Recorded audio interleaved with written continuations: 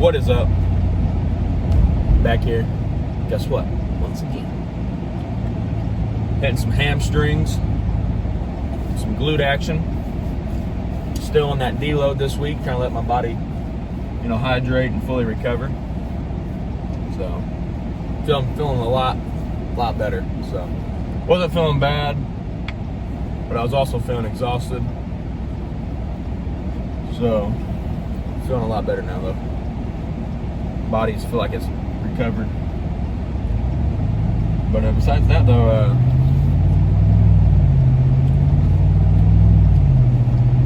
we out here about to do some hamstring action and glutes. I'm gonna do some probably keep it pretty simple today. Probably gonna do RDLs, glute bridge, hamstring, like we push down, hamstring curl, and then do the abductor, and that's probably about it. Probably, and some calves. We'll do calves. Always do my calves. Can't ever miss out on them. But besides that, that's all we're really gonna do, and keeping it simple today. So yeah, we'll see how that goes. And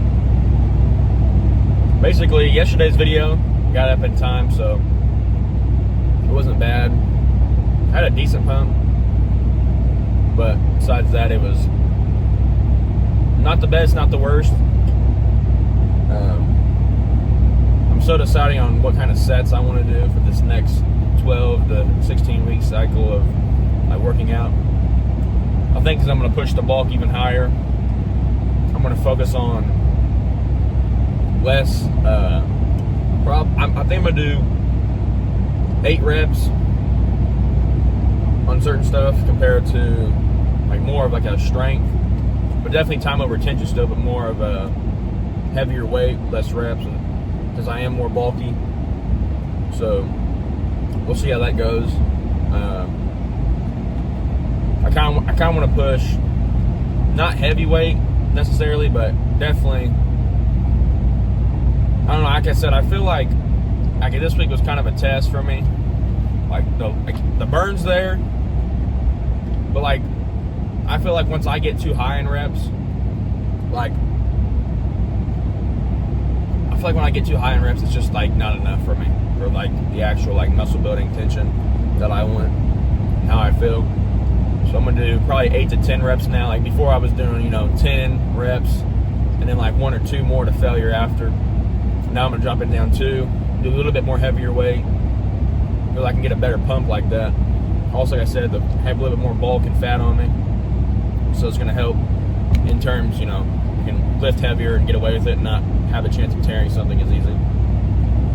Like I said, the tension for me is the biggest thing, and there's only a few things that I like to keep light, like incline bench is one of my things off the top of my head, and squatting.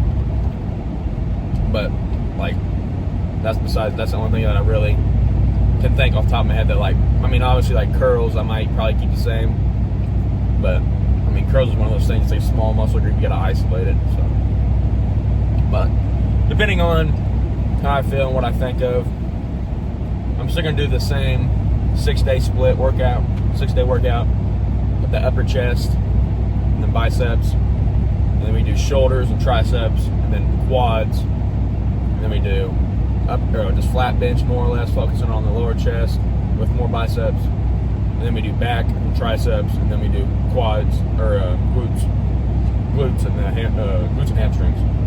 So,